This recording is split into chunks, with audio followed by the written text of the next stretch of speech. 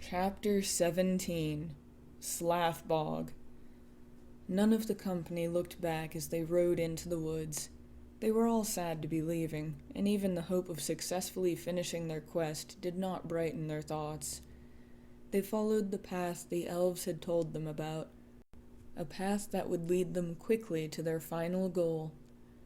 As the days passed, Alex noticed that the trees had completely changed color from lively greens to bright yellows and reds. There was a chill in the air as well, and each morning seemed a little colder than the one before. "It will be difficult to cross the wastes in winter," said Tayo one morning. "It would be difficult at any time," replied Halfton grimly. "The wastelands around the dragon will test our resolve." "Then let's make sure we pass that test," said Bregnest as he climbed into his saddle and led them forward. Slowly the thick forest changed back to meadows, then to open grassland. After a week of hard riding, the grasslands ended suddenly in front of them. The land was bare, empty of grass or trees. Only gray rock and brown dirt could be seen. "We will have to leave the horses here," said Bregnest, unhappy. "We do not have enough food for them, and there is little or nothing that grows in the wasteland." "I have spoken with them. They know where we are going," Archon replied. "They will remain close, waiting for our return." "I hope their wait will be a short one," said Skeld with a smile. The mood around camp that night was grim and solemn. Now that they were so close to their goal, everyone's thoughts seemed to be on the danger that waited for them, a danger they could almost taste. Even Skeld found little to joke about so close to the wasteland of the dragon. "We should each add some dry wood to our bags," said Thrang softly, taking a seat next to the fire. "We may need it before we return." "A fire in the wasteland would be dangerous," said Bregnest. "Though, with winter coming, we may have to risk it." "And when we slay the dragon, we'll need light to sort the horde," added Skeld in a positive tone. "Cold food from here to Varlo," commented Halfton, picking at his dinner. "Not a happy thought, even for Skeld." "It need not all be cold," said Archon, glancing at Alex. "Our young wizard has learned to conjure up fire. If we use his magical fire only in daylight, we should be safe enough." Alex smiled weakly. Since they'd left the dark forest, he had been practicing spells from his magic book. He was surprised how easy some of them seemed to be. One of the spells could conjure up a bright blue flame, and he was already good at working the magic. "We should rest," said Bregnest. "Tomorrow we will gather wood and fill our water bags. Then we will begin our journey into the wastelands." The next morning, Alex spent some time with Cherie. She didn't seem to like the idea of being left behind. "It's only for a short time," said Alex soothingly, "and I'll be happier knowing you're safe. I know what you did for me in the dark forest, and I will return for you as soon as I can." Cherie whinnied loudly and nuzzled Alex's shoulder. His words seemed to pacify her, though he could still see a sad look in her eyes. They put their saddles inside their magic bags, letting the horses wander freely on the open grass. Archon whispered something into each of the horses' ears, and they seemed to understand what he said. Then, with one look back, Alex and his friends walked into the wasteland of Varlo. Their road was not a difficult one to follow, because no plants had grown over it. In fact, Alex couldn't see anything growing at all in the wasteland around them. The land for miles around them appeared completely dead. Alex felt a great sadness inside as he walked through the barren and empty land. "Dragons usually destroy everything for miles around their lairs," said Andy as he walked beside Alex. "It makes it difficult for anyone to sneak up on them." "Like we're trying to do," replied Alex with a half-smile. "It has been many years since anyone has dared bother Slathbog's rest," said Skeld from in front of them. Perhaps he has grown less watchful over time. And perhaps he has grown more, replied Tayo, looking unhappy as he walked beside Skeld. If he is watching, perhaps he will meet us on open ground, said Skeld with a note of hope in his voice. That would be to our advantage. Why?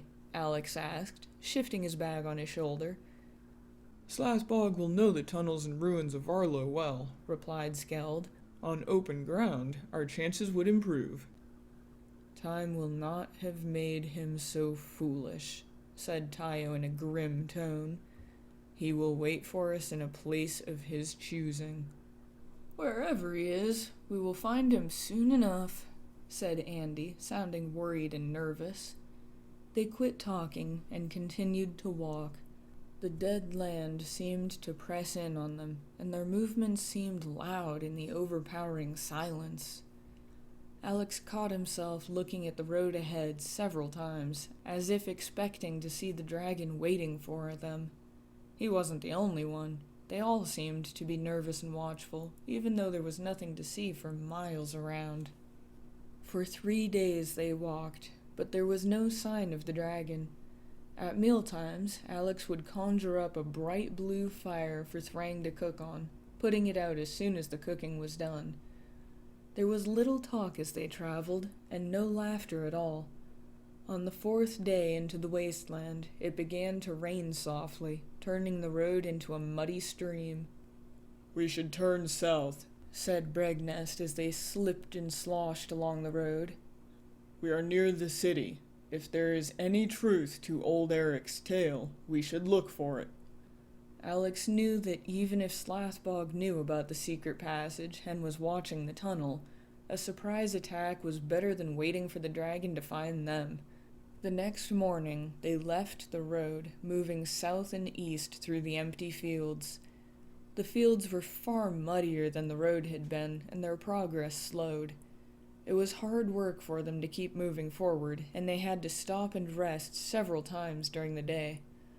As they made their way across the muddy fields, Alex thought that Varlo would have been a pretty land, if not for the dragon. Low walls neatly divided the fields, and here and there the burnt stumps of what had once been orchards could still be seen. Alex spent the day thinking about how the land might have looked before the dragon came.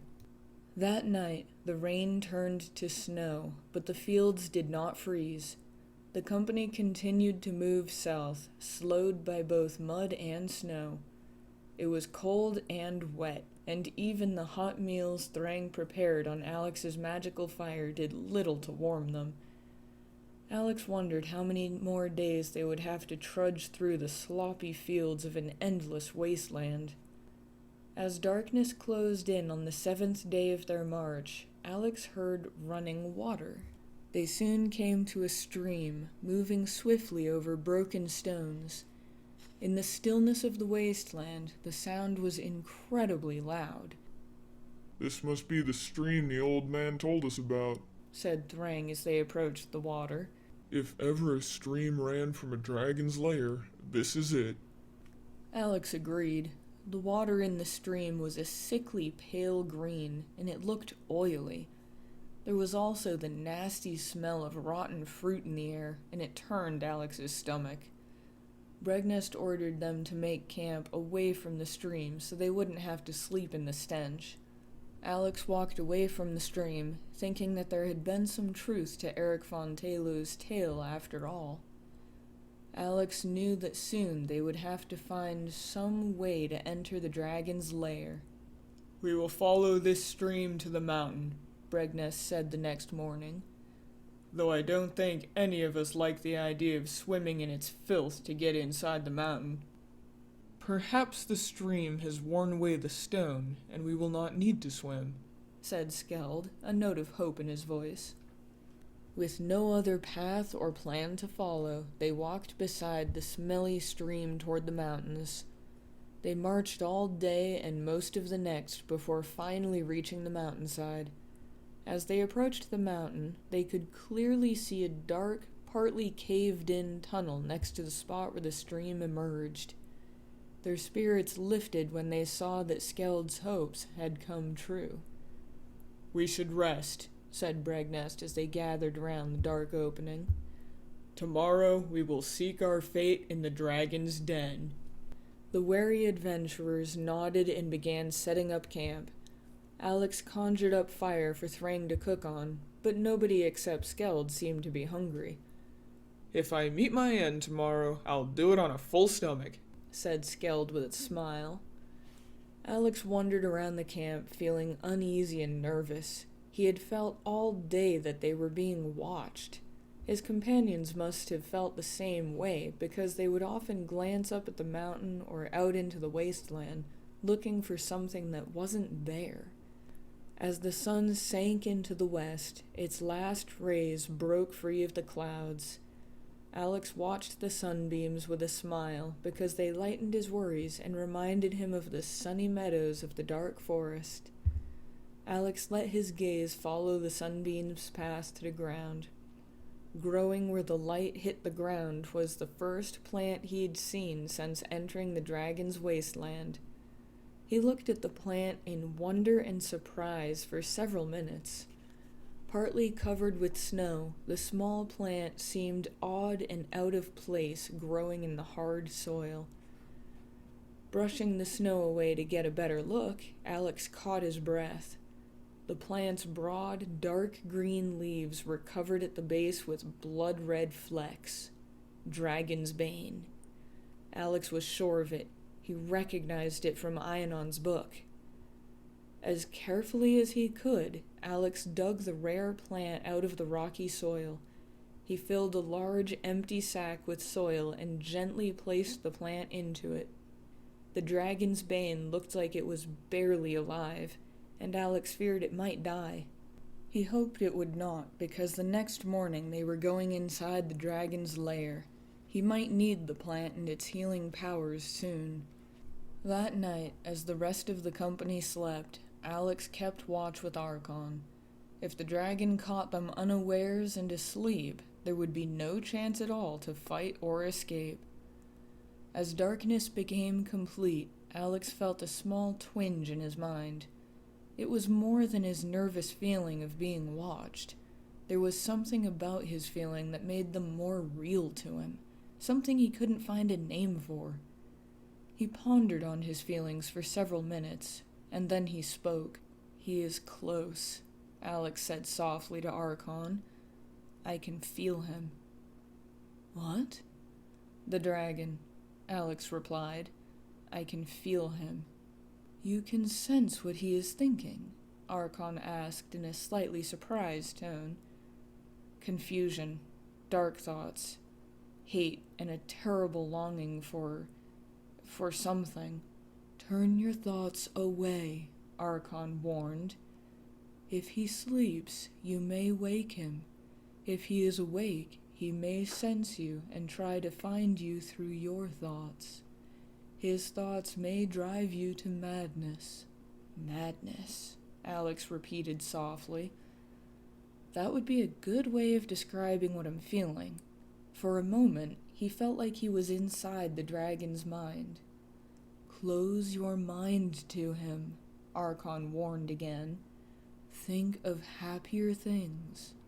With some effort, Alex forced himself to think of other things. He focused his mind on the camp and Archon sitting beside him in the darkness. "Are dragons mad?" Alex asked after a few minutes had passed. "I do not know what you mean by mad," answered Archon. "If you mean, are they mad like a man who does foolish things for no reason, I would say no. But there is something in them, something that drives them to be the way they are." "You told me once that some dragons weren't evil."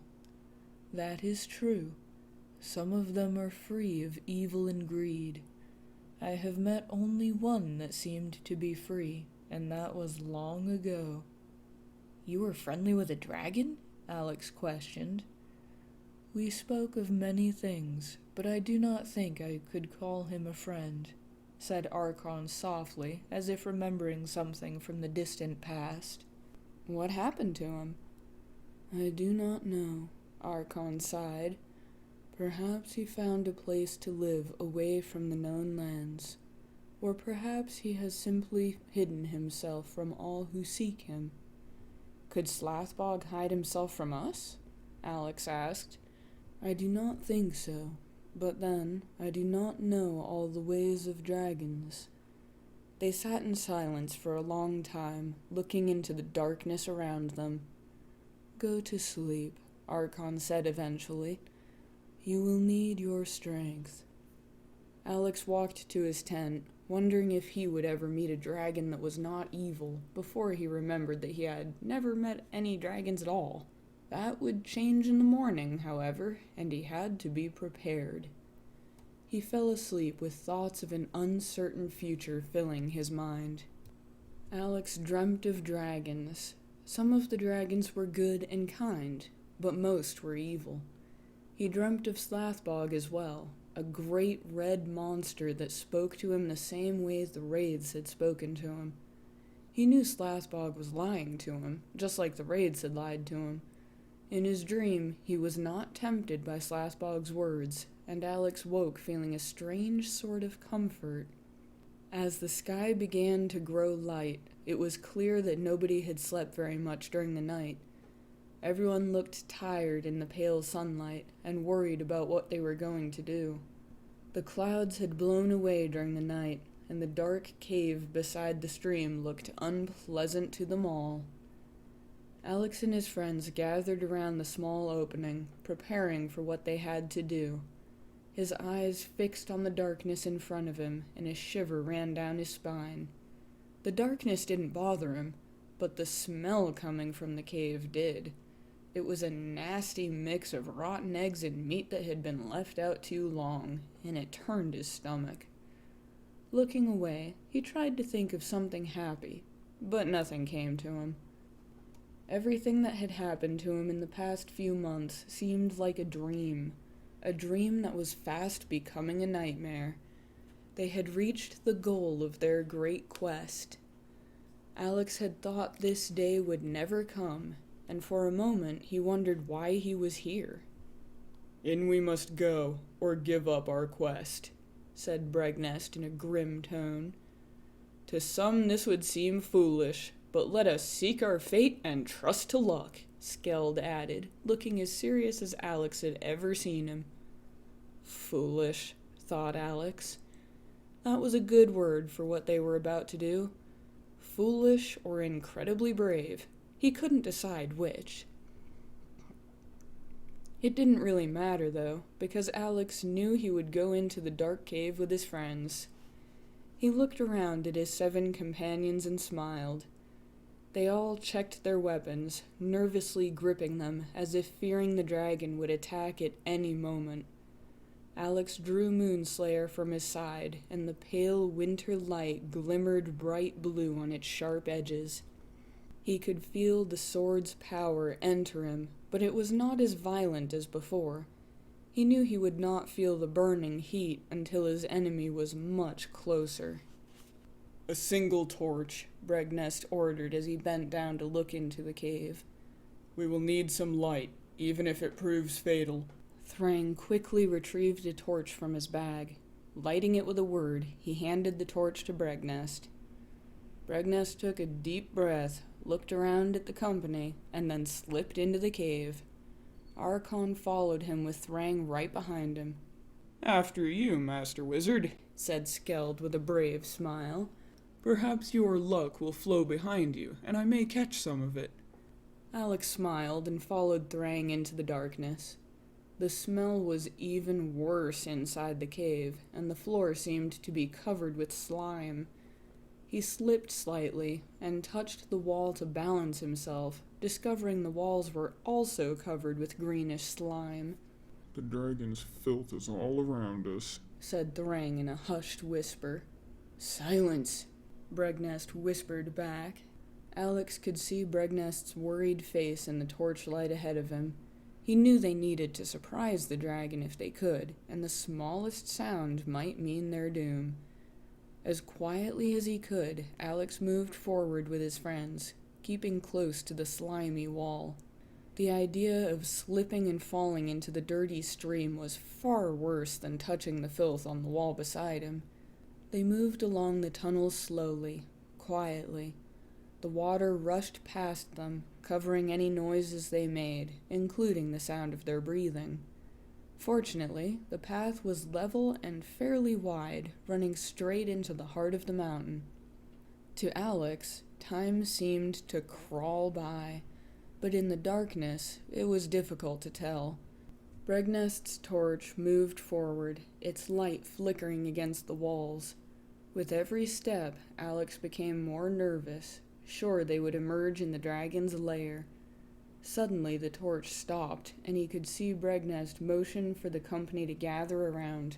"We are close," Bregnest whispered so softly that Alex wasn't sure if he'd heard him or only imagined it. "There is no light ahead. I don't know what that means." Alex remembered what Archon had told him about dragons, how their fire made them glow in the darkness. The fact there was no glow from in front of them meant Slathbog wasn't there. And if Slathbog wasn't there, where was he? Bregnest shifted nervously, looking around at the darkness. He seemed to be thinking the same thing as Alex, and was just as unsure of his answer. Slowly he began to move forward, holding the torch high above his head. The others stayed close behind him, moving quietly along the passage. They finally came to a wide set of stairs, and Alex knew that these would lead into the great hall of Arlo. This was where they had hoped to find Slathbog. They moved forward in pairs, Archon beside Bregnest, Thrang beside Alex. The deep darkness and quiet was almost painful, and Alex would have welcomed the dragon, if only to break the silence. Then they would no longer have to wonder and worry about where he was. When they reached the top of the stairs, two things happened at once. For a second, the torchlight blazed, reflecting back at them from thousands of gold and silver objects in the hall, and then the torch went out. "Inferno!" Thrang commanded in the darkness. The torch sputtered and died once more. "Inferno!" He tried again, but the torch would not stay lit. "This is some dragon's spell." Thrang muttered. "What do we do?" There was no time to answer his question. A sudden crash in the tunnel behind them made them jump. Alex felt the touch of the dragon in his mind. Slathbog had found them. Cunning worm, Spat Halfton. He must have seen us entering, and now we're boxed in. He can attack us at his leisure. "And in this darkness, we can't find our way out of his lair." Thrang complained. "We must do something," Said Bregnest urgently. "If we wait here for the dragon to return, we are doomed." Just a moment, said Alex, slipping Moonslayer back into its scabbard. I think I remember something that might help. If you can do anything at all, do it quickly, Archon urged. We have little time before the dragon returns. Alex moved forward in the darkness, softly speaking the magic words he had learned from his book. He focused all his thoughts on remembering the brightly lit caves of the dwarf city as he worked his spell. He raised his hands to shoulder level as he forced the magic out of himself and into the darkness. He felt suddenly weak once he had finished speaking the words, but he was happy to see his spell had worked. Hundreds of torches and lamps around the chamber, including the torch in Thrang's hand, sprang to life.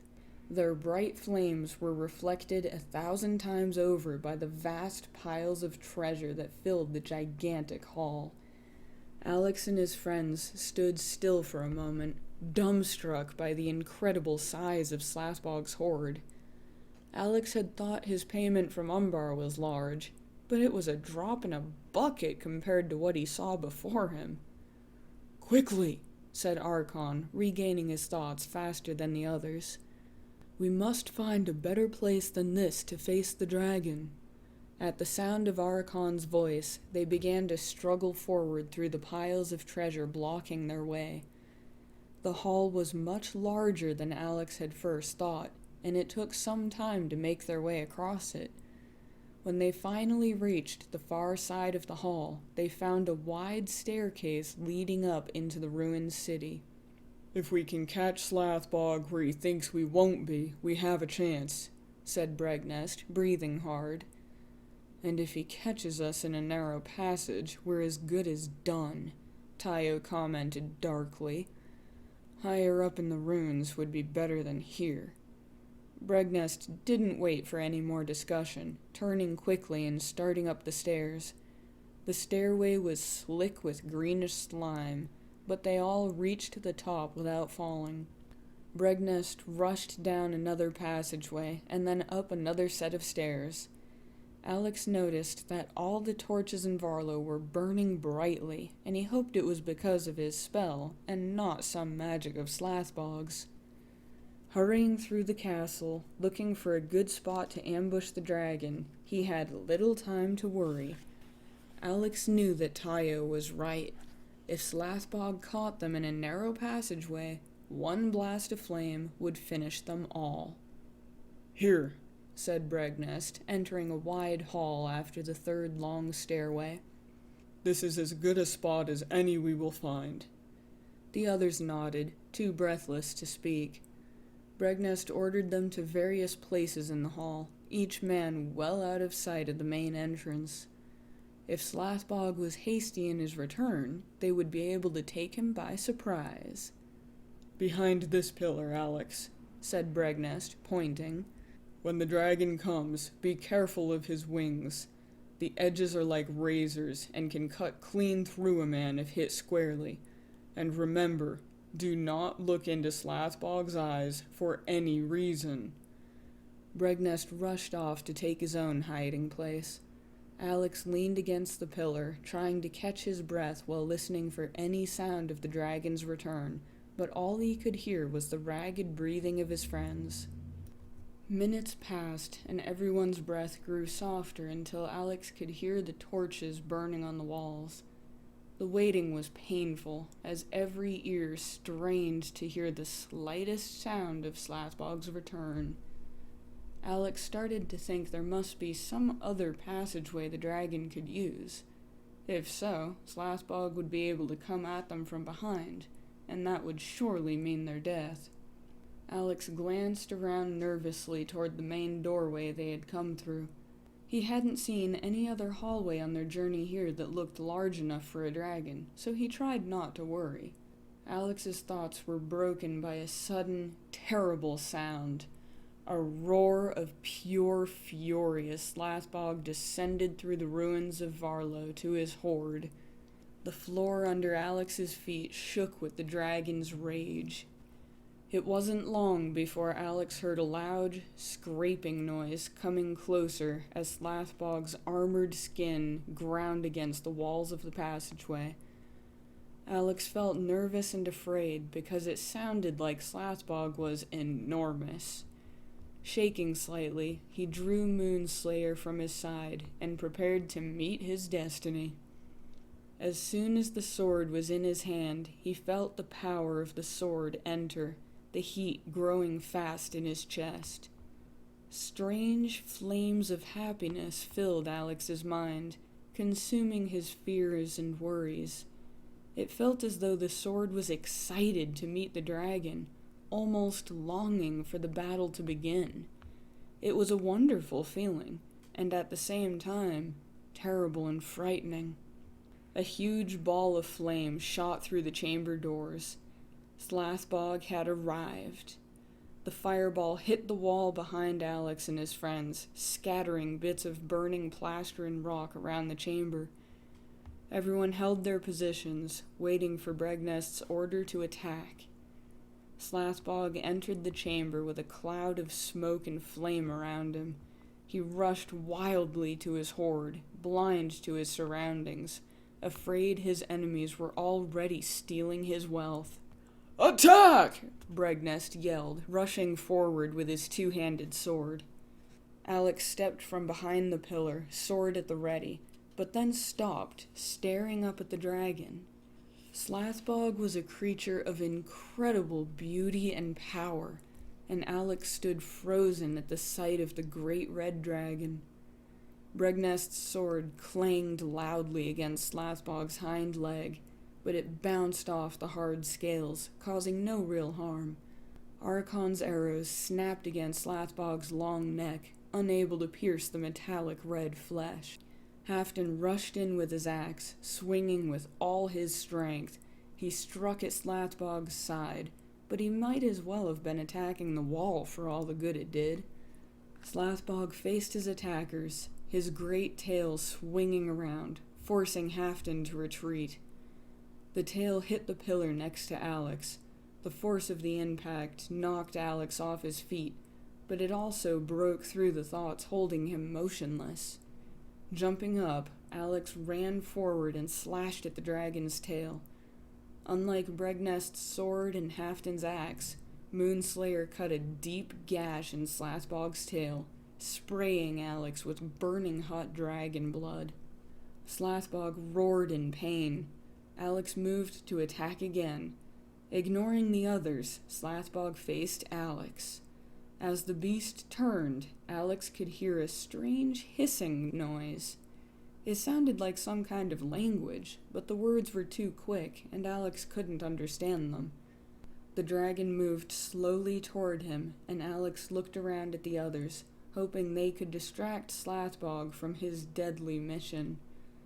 His friends were frozen in place, unmoving. Alex guessed the strange hissing he heard had been one of Slathbog's spells. You have come far, little one. Slathbog hissed at Alex. I hope you have enjoyed your journey, as it will be your last. I have enjoyed my journey, and I will enjoy many more, answered Alex in a voice he hoped sounded braver than he felt. Slathbog let out a low laugh and continued to move forward. I will enjoy killing you, said Slathbog, stopping a short distance in front of Alex. It has been a long time since any have dared approach me. Once you are gone, none will ever seek me again. Alex could feel the fire of his magic sword burning inside him, but he did not raise Moonslayer to strike at the dragon. Instead of attacking the monster in front of him, he did the one thing he'd been told not to do for any reason. Alex looked into the dragon's eyes. Everything around him melted away like mist until all he could see was the dragon. Slathbog seemed to freeze as well, still and silent, as he and Alex looked deeply into each other's eyes and minds. Alex could clearly see the dragon's thoughts and his lust for carnage and destruction. All Slathbog wanted was to hoard wealth and cause pain.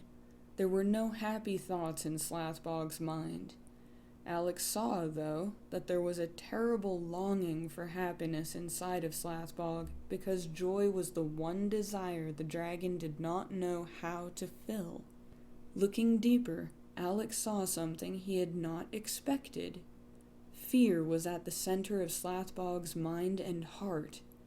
Fear of Alex and his friends. Fear that he would lose his hoard, and fear that his evil was at an end.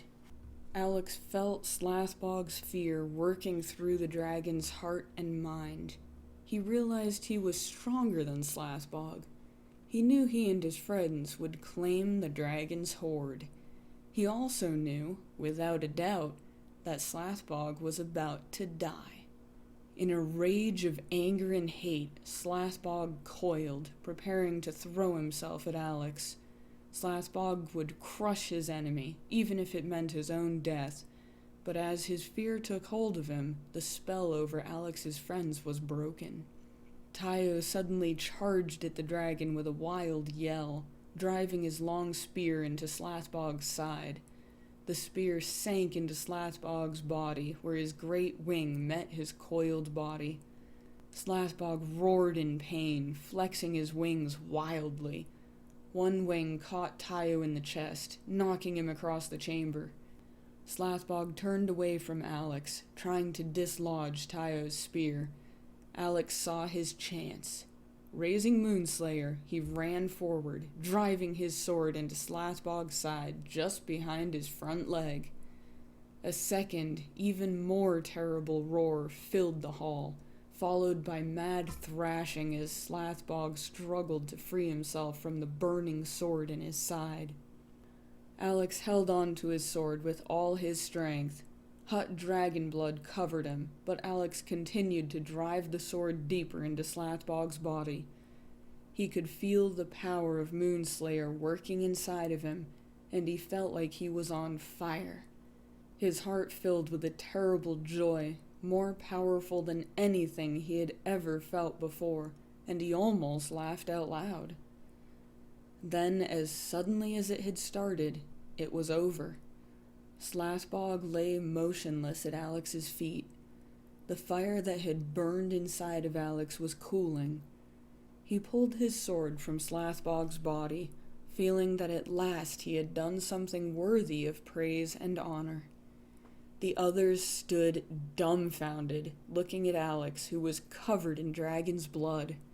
Skeld finally broke the silence. Tayo! He cried, rushing to their fallen comrade. Tayo, are you still alive? Tayo mumbled something unintelligible. They crowded around their friend, not knowing what, if anything, they could do to help him. "Help me wash this filth off," Alex said, thinking quickly, "and boil some water." The others sprang into action. Bregnest and Archon helped Alex wash off most of the dragon's blood that covered him. Thrain quickly lit a fire and started water boiling. Skeld, Halfdan, and Andy tended to Tayo, trying to make him as comfortable as possible. Alex knelt at Tayo's side, dripping wet and white-faced. Tayo's cut was shallow, but his face was already deathly pale. The edges of his wound seemed burned from the heat of the dragon, and Alex worried the wound might be poisoned. Thrang brought the boiling water over as Alex retrieved the dragon's bane from his bag. To his surprise, the plant seemed to have grown overnight. Carefully, he plucked 2 of the dark green and red leaves and crushed them in his hands. The fresh leaves crumbled into powder as he rubbed his hands together, and Alex carefully added them to the boiling water. The fresh, clean smell of springtime filled the hall, bringing hope to Alex's heart. Taking a clean rag from his bag, Alex began cleaning Tayo's wound with the mixture he'd made. "What is this plant?" Archon asked, looking at the small plant Alex had set aside. "It's called Dragon's Bane," answered Alex, without looking away from Tayo. "I found it yesterday, just outside her camp." When Alex had finished, Skeld stitched Tayo's wound closed and put a dressing on it. Alex retrieved Ionon's book from his bag and started flipping through the pages. He asked Thrang to boil some more water. "Do we have black tea, milk, and honey?" Alex asked the others hopefully. Plenty of honey, but very little milk, said Thrang, retrieving the items from his bag. "We only need a little," Alex replied, taking the milk and honey from Thrang. I only have green tea. Will that do? Thrang said. I have some black tea, said Halfdan, quickly reaching for his own magic bag. Alex sat down beside the fire Thrang had started and brewed the black tea from Halfdan. He crushed 2 more Dragon's Bane leaves and added them to the tea along with the milk and honey. He checked his book to make sure he was doing everything right, muttering the spell that went along with the potion that he was trying to make. When he had finished, he returned to Tayo, a full cup of the potion in his hands. "He needs to drink this," said Alex, looking at the others nervously. "Let me," said Skeld, holding out his hands for the cup. "I've force-fed sleeping men before." Alex handed Skeld the potion. Skeld forced Tayo's mouth open and held his nose. Halfdan sat on Tayo's legs while Skeld used his knees to pin Tayo's arms down.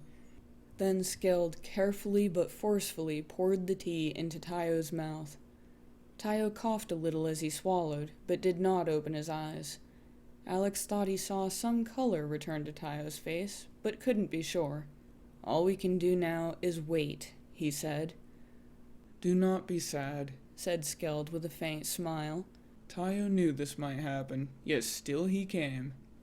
We all knew that this might happen, Bregnest added. Few were as prepared for it as Tayo. He's not dead yet, Alex said loudly, an angry edge in his voice. You are correct, my friend, agreed Archon, putting a hand on Alex's shoulder. And we all hope for his recovery, but dragon wounds are deadly. Even your growing skill with magic may not be enough to cure him. Alex nodded, feeling sadness dragging him down like a great weight hanging around his neck. Even his companion's happiness about the treasure that was theirs did not cheer him, nor did their retelling of how he slew the dragon.